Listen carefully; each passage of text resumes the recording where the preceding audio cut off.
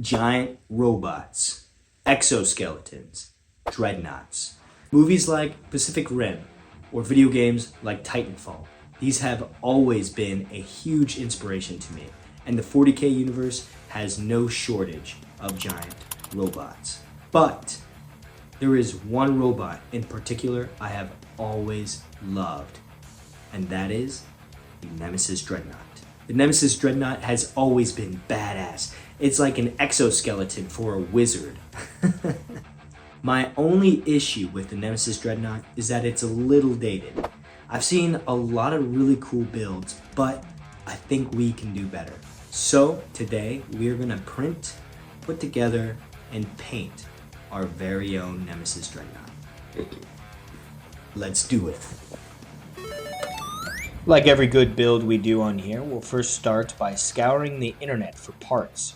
For the chassis, I really like this top part from DMG Minis because it showcases the figure. For the legs, I like the look of these because they remind me of a Titan.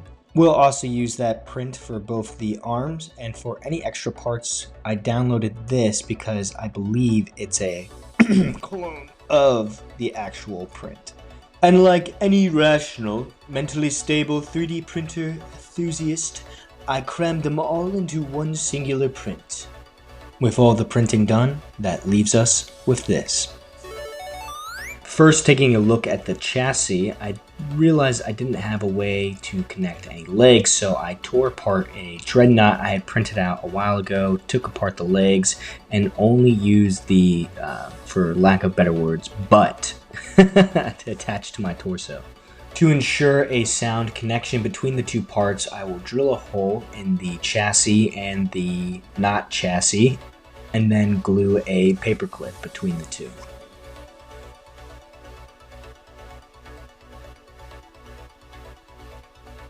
Once the connection has taken hold, I will just trim away the extra paperclip. Now that our main torso is complete, it's time to take a look at the legs. One of the downsides about downloading online is that it doesn't always come with an instruction on how to put the parts together. So after some teetering, I figured out where the armor plates went, as well as the ligaments of the legs were placed. I just glue them together. And because our Dreadnought is going to be in a basic standing pose, I just try to mirror the legs after each other.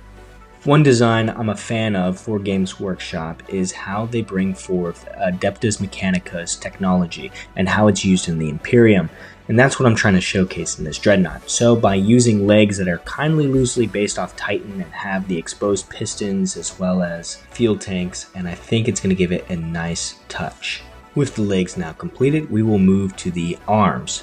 For one hand, we'll be wielding a sword, and the other, a demon head, but we'll get to that part later. This is the part of the print where I felt like Games Workshop really nailed. The original arms looked very strong and capable, menacing, but also could hold me very tightly. Menacing. But I'm not a fan of the shoulder pieces, so that's what the new arms are hopefully going to help remedy. For the pilot, I do like the exoskeleton look that Games Workshop had originally created for the Nemesis Dreadnought. However, I think DMG Mini takes it to another level and gives it a good cross between a mech and an exoskeleton feel. It does this by using what I'm attaching now to the body, which is an arm or anchor that's attached to the torso and then to the pilot. It loosely reminds me of the setup that the pilots had in Pacific Rim inside a Jaeger. Jaeger, however you say it. Someone correct me. Now we're going to add some smaller details, so we will start with using purity seals that we will attach all over the body, and then we will attach... I'm sorry, I'm still a little distracted by the whole Jaeger thing. It's Jaeger. I googled it. Now that we've put that to bed, I'm going to continue to add some purity seals as well as some wiring and a cod piece that you saw me attach not too long ago.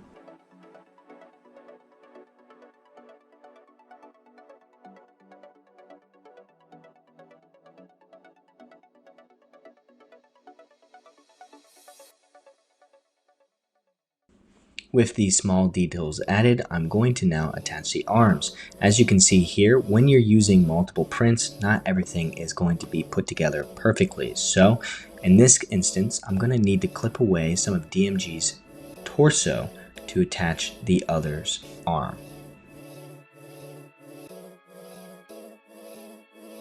With the rough cuts now made and seeing if it will fit into place once it's all taken care of, I'm now going to use our usual method of putting everything together, which is to drill a hole in the torso and the arm and then glue it together using a paper clip.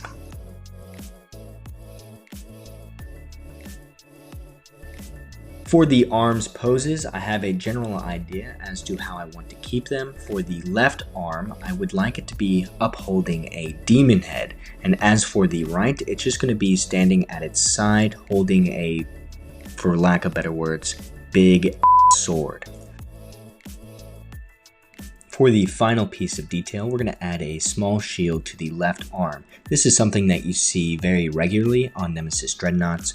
And even though we're making something uniquely different today, I do want to keep it at least somewhat similar to a regular Nemesis Dreadnought. While the right arm on this Dreadnought might be wielding a mighty power sword, the left arm has a flamethrower, which I think is sick. But at the same time, I've never quite understood flamethrowers in the Grey Knight army. I mean, if they're fighting demons, aren't demons usually flame resistant? Not to get sidetracked again, but moving back to what I was just doing is I took apart the exhaust vents from the original Dreadnought I took the butt from. Sorry buddy. Now our next task is to attach the legs to the torso. I didn't want to place the legs directly next to the butt component just like a normal Dreadnought because I thought it made it look too stout. Instead, what I will do is drill into the torso, attach two paper clips, and then attach the legs to those. I figured if I can get it to look correctly proportionally, I can figure out the mechanical issues later. In part of figuring those issues out right now, what I'm going to do is turn towards the clone that I printed. I really like the pistons that were used on the arm, and instead I'm going to use them on the leg to try to beef it up a little bit and make it look a little bit thicker.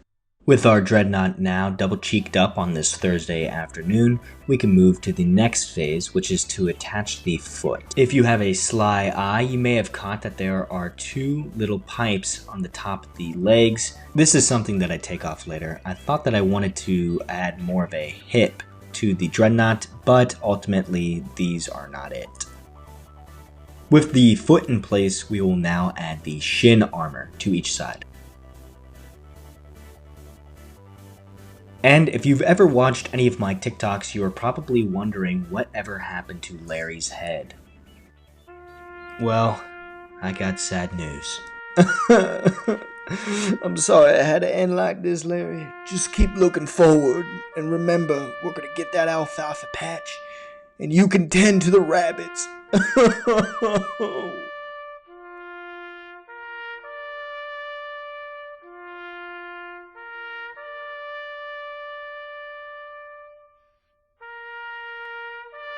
Hey, before we continue to honor Larry, it's really important for me to know. You understood that was a Of Mice and Men reference, right? I say that joke to my friends all the time, and they never get it. Not today.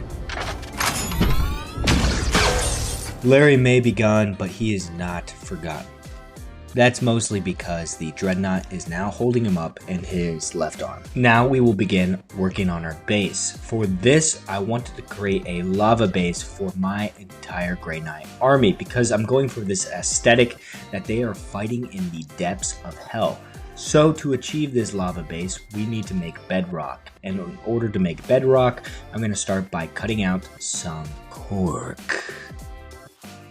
I have a rough idea as to where I want the character to stand, so I cut out a piece of cork to fit in that area, and then I use a hobby knife to then give that cork a little bit more character. And then from there, it's pretty much just a rinse and repeat until the end of time. After all those levels, I'm left with something that looks like this. It's not completed yet, but it is a rough outline as to where we want the bedrock to be. Now, to attach the character, I drill two paper clips into the legs and then attach it to the base. This will give it more stability, and I'll feel less bad when I drop it in the hobby shop. As another little detail to add to the base, I take the leftover bit of Larry's RIP horn and put it as a trophy at the feet of the Dreadnought. And if you have a foot fetish, well, no kink shaming, because you are in luck. Now I am attaching the toes of the Dreadnought. This part is just for you. Psych! I'm done. No freebies on here. You remember earlier when I said that his right hand was going to be holding a big AF sword? Well, I felt like his current sword he was printed with was not big enough. So I'm going to attach a even bigger sword. You make me proud. And because this is going to be a weak point, I will attach it in our usual fashion, drilling a hole and then gluing in a paperclip. Now look how sturdy that is.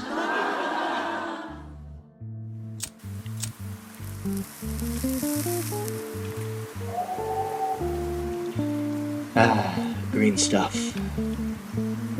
Funny you should show your face around here, though we were never good at saying goodbye. You and all your broken promises. I always see what I can make with you, but nothing ever comes to fruition.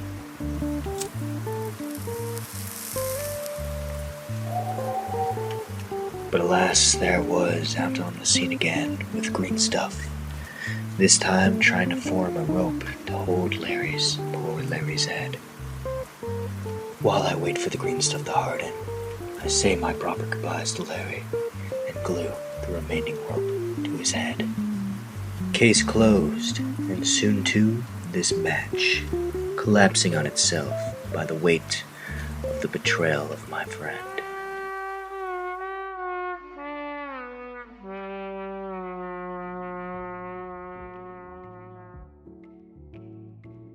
With Larry now in his final resting place, we will use the remaining green stuff to add some details to our flamer on the power sword.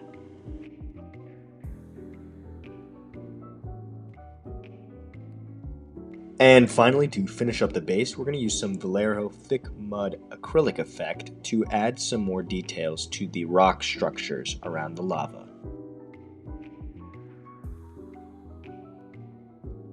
And as a finishing touch to this model, we will use our leftover green stuff to add some more mechanical parts to the leg. We can now begin the final phase of completing this model, and that is the paint phase. I mean, it's in the name, paint with Payton. This was going to happen eventually. We'll first start by priming each part of the model with Vallejo Black. A smaller but important detail, let's first start with painting the pilot's face. The first color we will start with is Tanned Flesh by Army Painter. We will then throw in highlights, which we will try to highlight at least 80% of the face by using some Barbarian Flesh. Next, for our extreme highlights, we're going to use a mixture of skeleton bone and Barbarian Flesh, and this will only go on the most raised points of the face.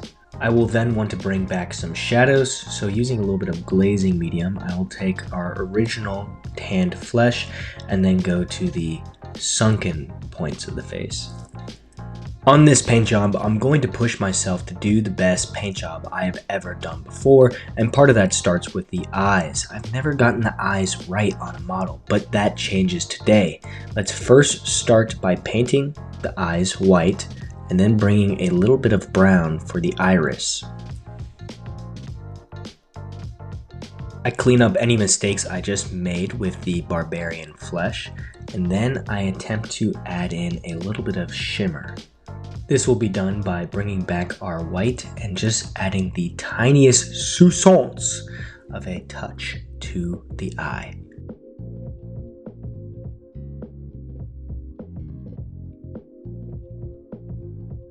This is where I'm going to push myself. We're now going to try to attempt to bring some temperature to the face. I'll use this using a watered down blue ink.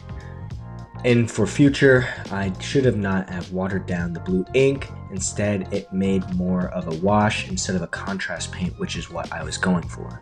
Next, our pilot is going to step into the barbershop where we're going to attempt to get his hairline correct. We'll start by using a sponge and some uniform gray and just lightly dabbing the surface of his head. With a solid base coat on, we are now going to use a little bit of matte black to give the hairline some more character. For the finishing touches on the face, we're going to use some Necron cloak to pick out any of these smaller details like the pipe and the eyepiece. Now turning our focus back to the Dreadnought, I'm going to use some PVC glue on the base to add the appearance of waves for our lava. Now this part you may have already seen on my TikTok before, but now I'm just going to do a basic base coat on the lava using a red ink, and then use some of that red ink on the rock structures as well as the Dreadnought. With that now done, we need to figure out how the lava light affects on the reflective armor of the Dreadnought. I'm using here a small UV light that I use for curing to try to see how light would bounce off the armor. Once I have a rough idea as to where I want to paint, I will use a speed paint because it will take a lot of coats to get a full color on the black. By doing this, we can control where we want the light to be the strongest and the light to be the softest. The nice part about using contrast paints in this method is that I don't have to be as focused or as refined with my paintbrush. In the interim, I will just use a pure red color on the base to try to bring out the brightness of the lava. With that speed paint getting settled in, let's get started on the metallics. Again, as I said before, I really wanted to push myself on this model, so I will not be using any metallic paint to make the silver. Instead, I will be using various shades of gray that I will then bring out in areas to make brighter and other areas to make softer. I start this by using a base coat of uniform gray, and once that's on, I will then use a mixture of a speed paint and the uniform gray again to try to blend the two colors together into the black.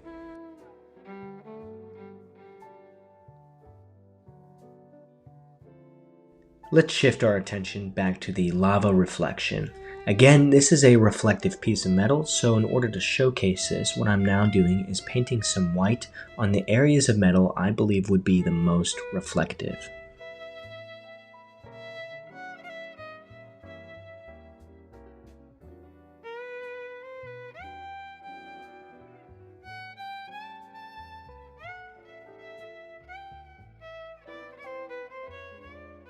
Bringing out our speed paint again, I'll use some bright red to go over the newly painted white areas.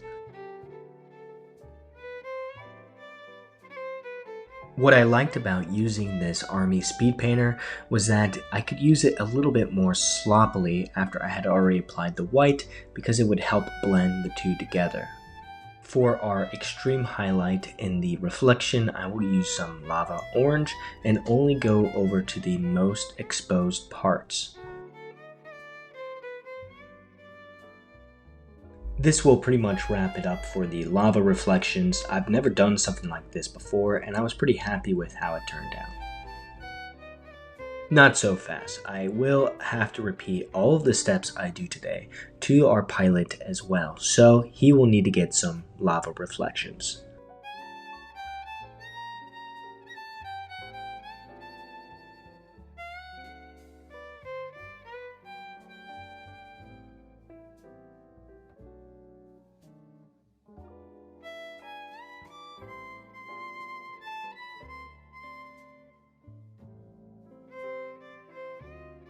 While we have our pilot out, let's start to begin to add the glow effect coming from his armor.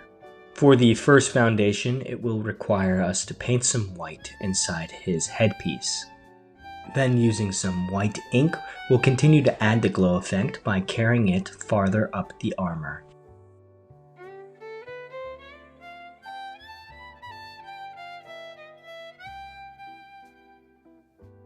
To create the light emitting from the armor, we'll use some blue ink to finish that part off.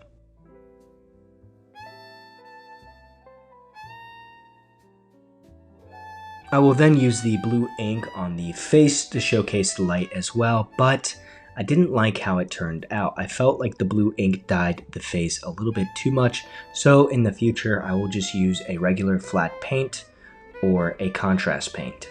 With the effects on the pilot nearly complete, we will now shift our attention back to the Nemesis Dreadnought. Now we're going to add in our highlights using an airbrush. For this, I just use some ash gray, and I'm just hitting the points that are the most exposed to the light above.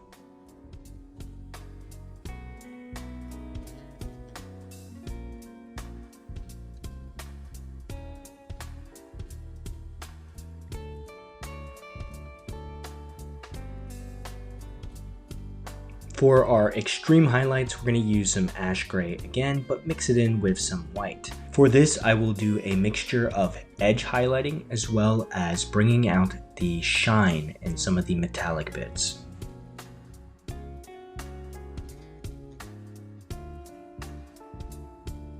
I'm now going to use the same mixture and add a little bit of airbrush medium, match it with the color I have on the model, and then place it in my airbrush.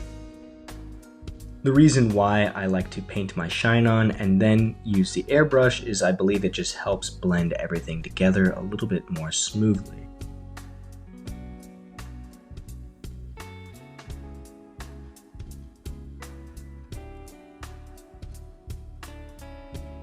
For the final part of the armor plating, we will use a white ink to bring out the final extreme highlight, only applying it via the airbrush. I'm trying very carefully not to get the white overexposed in any area, as because every time I add a layer, I need to add a little and a little and a little less than I did before. With the armor plating now completed, let's focus our attention to some of the smaller details. I'm going to paint a white stripe on the shield.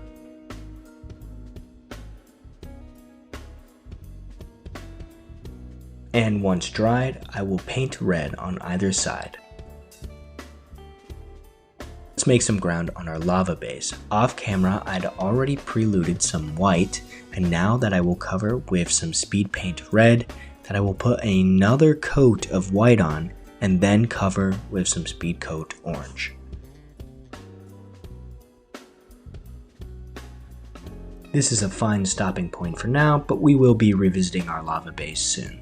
Turning our attention back to some of the smaller details, we're going to paint up Larry by starting with his horns, and while we have that beige out, we'll use it to paint up some of the purity seals. I will then pick out some red and pick out the wax of the seal. Alright, enough of that. Let's get back to the lava. I'm going to use some dandelion yellow to bring out some more highlights.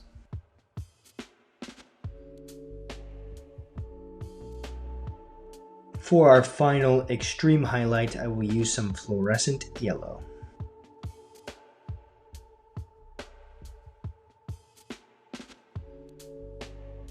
We are in the final stretch of painting this miniature, but we are forgetting two important items, one of those being the power sword.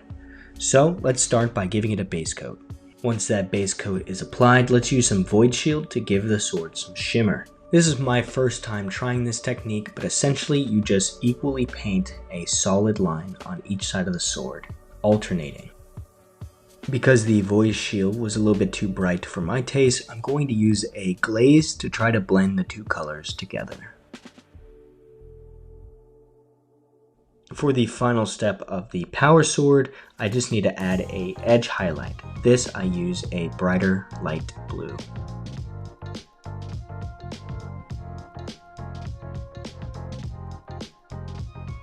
Oh yeah, that's right, I lied. This isn't a power sword, this is a lightning sword. We're not done. Get your ass back in the chair, soldier. It ain't over yet. Making a power sword was just for the base. Now that we have the base, I'm going to add some lightning effects on either side of the sword.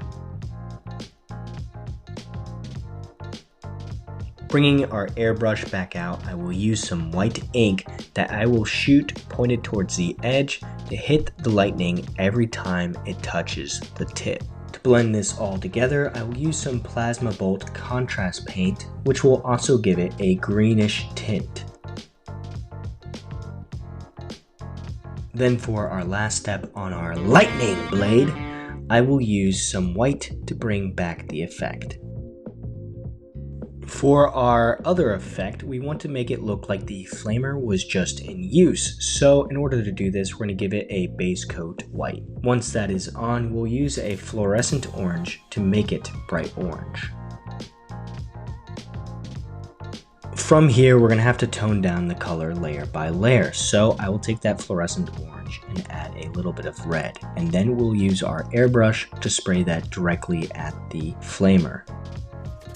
To make this effective, I will take my airbrush and use it face forward towards the flamer. I will also hit the surrounding areas with this color to add a glow effect. Then, as I mentioned previously, layer by layer we tone down the color, just using a little bit of red with no fluorescent orange until we add a little bit of matte black to get this brown that I will dry brush only very carefully on the tip. As our final step, we will paint the fluorescent orange inside the nozzle of the flamer, and we have now finished the Dreadnought. We are left with something like this.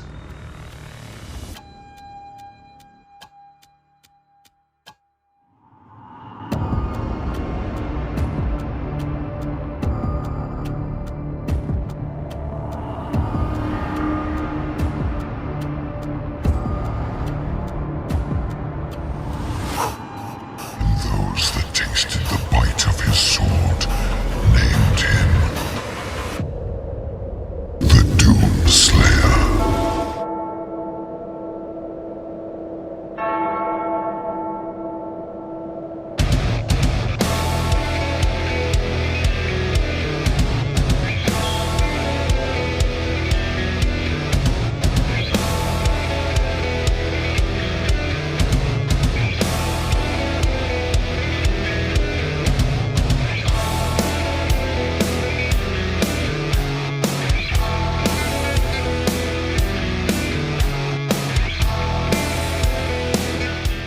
A big shout out and thank you for everybody for watching this video. This video really means a lot to me and I put a lot of hard work into it. So if you enjoyed it, please like, comment, or share.